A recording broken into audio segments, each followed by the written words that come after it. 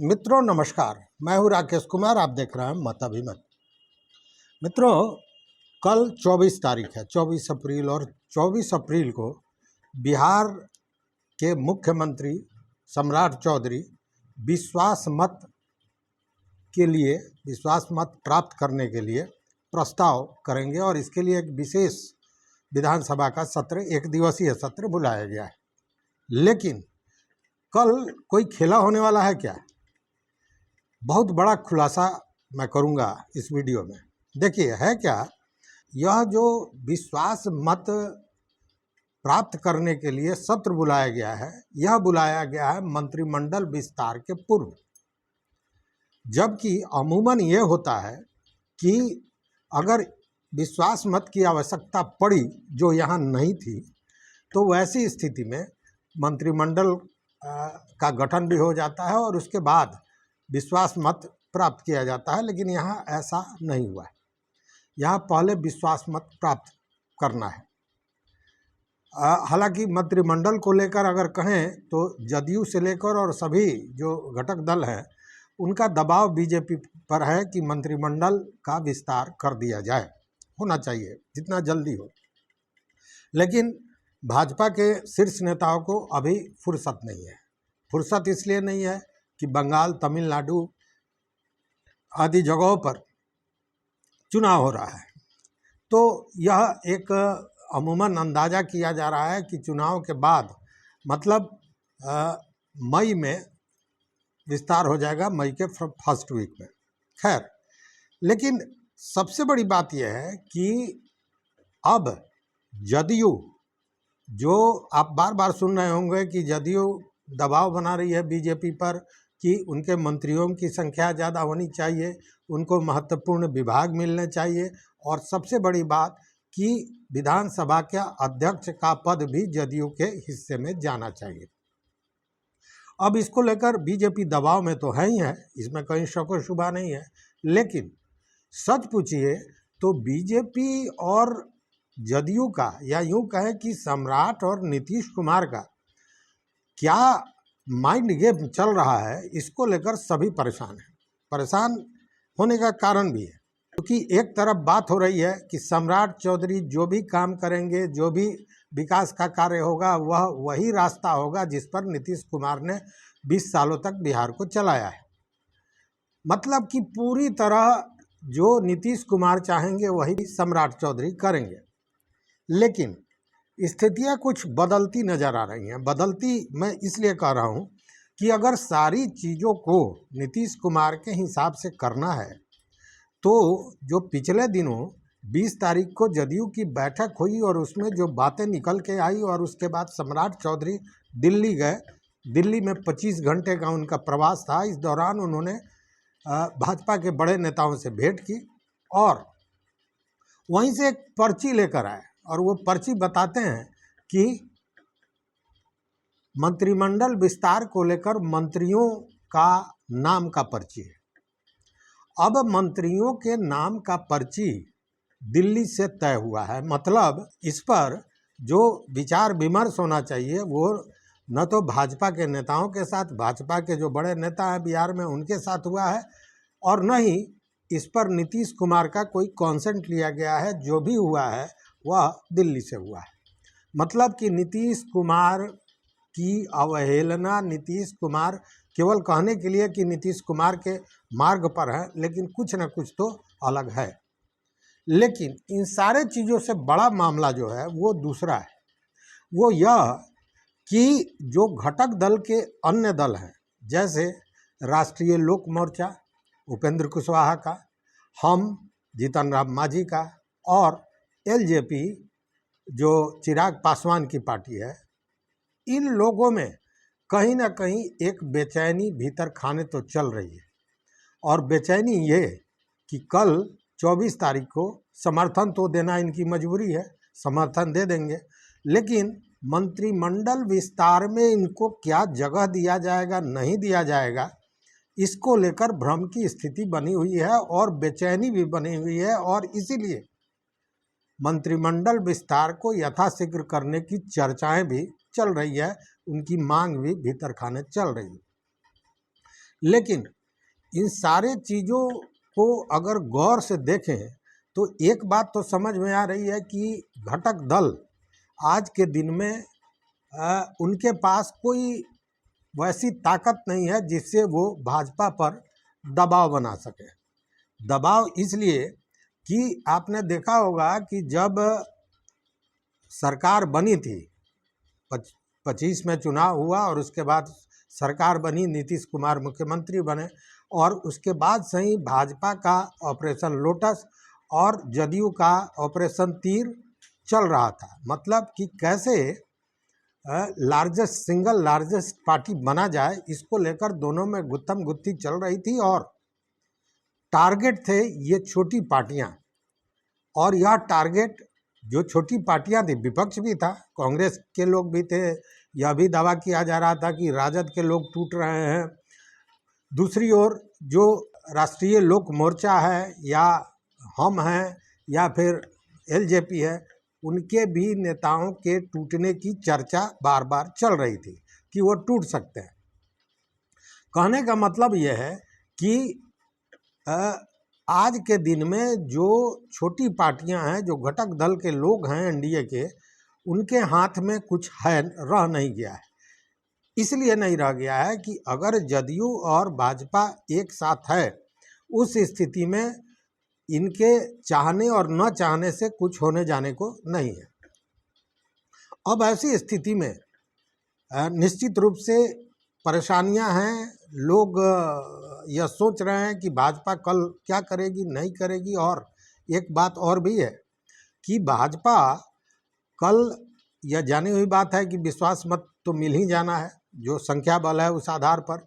चूँकि 201 लोग हैं, 202 हैं जिसमें एक अध्यक्ष होंगे, तो 101 हैं। लेकिन उनका क्या होगा, ये बहुत बड़ी बात, बहुत बड़ा खुलासा मैं करूंगा। लेकिन उसके पहले बता दें कि विश्वास मत तो मिलना ही मिलना है। अब विश्वास मत मिलने के बाद अगर मंत्रिमंडल में जगह मिले तो, न मिले तो, ये पार्टियां कुछ कर नहीं पाएंगी। और अगर कुछ करने का प्रयास करेंगी दाएं बाएं, उस स्थिति में बीजेपी की सर्वग्रास हो जाएंगी। मतलब बीजेपी उनको निगल जाए तो इसमें बहुत आश्चर्य की बात नहीं होनी चाहिए। और दूसरी ओर यह कहें कि जदयू के भीतर और भाजपा के भीतर जो टकराव की स्थिति है वो तो चल ही रहा है। ये आपने देखा भी होगा पिछली बार। अभी जैसे जो मंत्रिमंडल का नाम आ रहा है, उसमें माने भाजपा के मंत्रिमंडल के में मंत्रियों का नाम आ रहा है, उसमें जो सूचनाएं मिल रही हैं, हालांकि ये ऑथेंटिक सूचना नहीं है, उसमें यह भी है कि विजय सिन्हा उससे आउट हो गए हैं।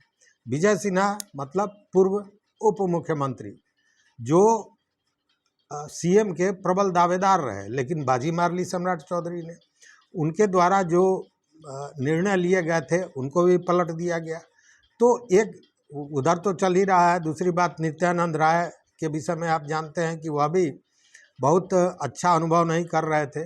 इसीलिए जो सम्राट चौधरी ने, आपको याद होगा विधानसभा में जब विजय सिन्हा विधानसभा अध्यक्ष हुआ करते थे, तो सम्राट चौधरी और उन्होंने कहा था कि देखिए ज़्यादा व्याकुल मत होइए। तो व्याकुल तो ये लोग हैं, इसमें कहीं शक नहीं है, व्याकुल है। लेकिन इस व्याकुलता को कम करने के लिए ही शायद आज जो जदयू के उप मुख्यमंत्री विजय चौधरी ने एक प्रेस कॉन्फ्रेंस की है, यह उस हिसाब से देखने की ज़रूरत है। क्योंकि जो प्रेस कॉन्फ्रेंस हुआ है उसमें कोई नई बात कही गई हो, ऐसा नहीं है। यही कहा गया है कि हम इंटैक्ट हैं, हम साथ हैं। दूसरी बात है कि हमारी जो संख्या है उसमें तो कल मिल ही जाएगी, मतलब विश्वास मत प्राप्त हो ही जाएगा। जो सरकार, नई सरकार है, वो पूरी तरह नीतीश कुमार द्वारा बनाए गए मार्ग पर, बताए गए मार्ग पर ही चल रही है, चलेगी। और साथ में उसमें कुछ ऐड करेगी, नई योजनाएं होंगी ताकि बिहार का और भी बेहतर ढंग से विकास हो। मतलब लब्बो-लुआब इस पूरे मामले का यही था, इस पीसी का, कि जदयू के हिसाब से, नीतीश कुमार के हिसाब से ही नई सरकार चलेगी। यही बताना था, यही संदेश देना था। और यह संदेश शायद इसलिए देने की जरूरत पड़ी कि जब लिस्ट लेकर मंत्रिमंडल में भाजपा के कौन कौन मंत्री होंगे यह लिस्ट लेकर सम्राट चौधरी दिल्ली से आते हैं, उसके बाद एक सोशल मीडिया में कहें या मीडिया में कहें ये बात फैल गई कि भले ही ये कहा जा रहा हो कि नीतीश कुमार के हिसाब से सरकार चलेगी, लेकिन भाजपा अपनी सरकार दिल्ली से अब चलाने जा रही है और उसका ये प्रमाण है। ऐसे में यह पीसी बड़ा महत्वपूर्ण हो जाता है जो संदेश दिया जा रहा है।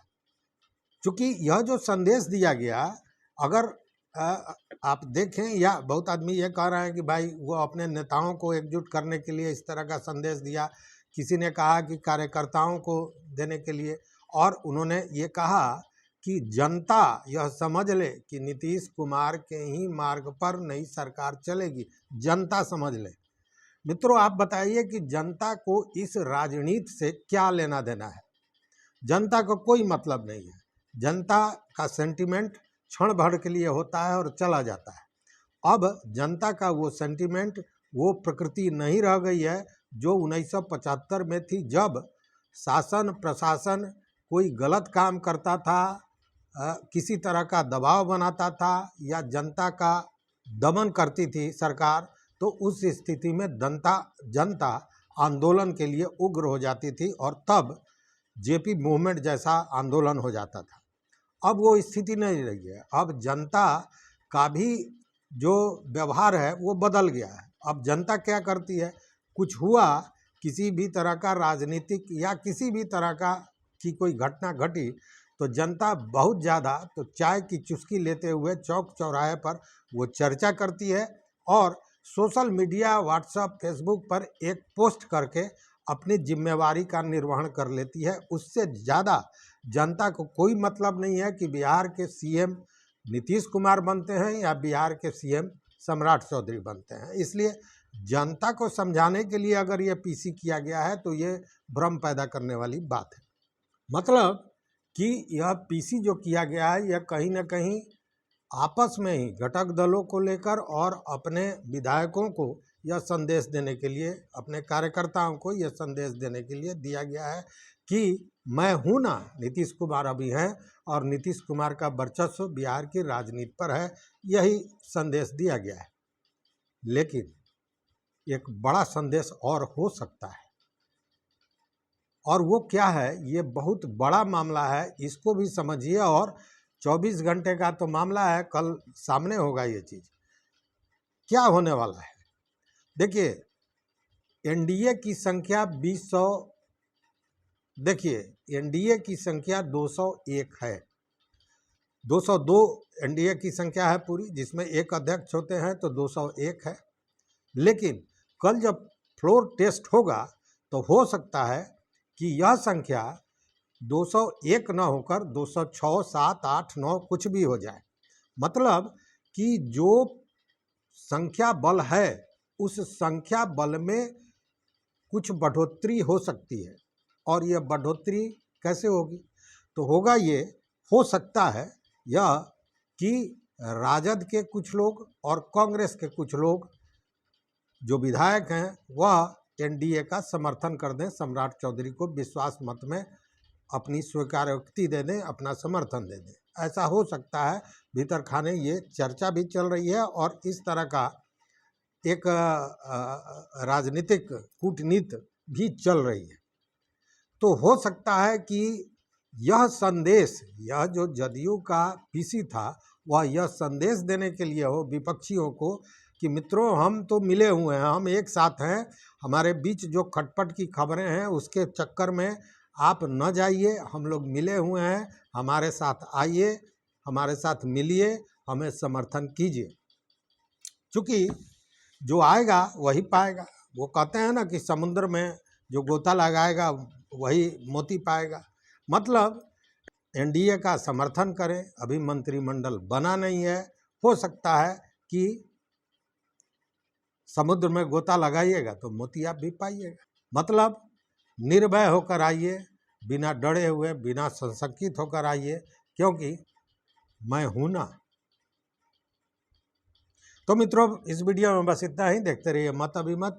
लेकिन इस पूरे वीडियो पर अपनी राय ज़रूर दीजिए कि जो बातें इस वीडियो में हमने कही हैं उसमें कितनी सत्यता आपको नज़र आती है, क्या ऐसा हो सकता है।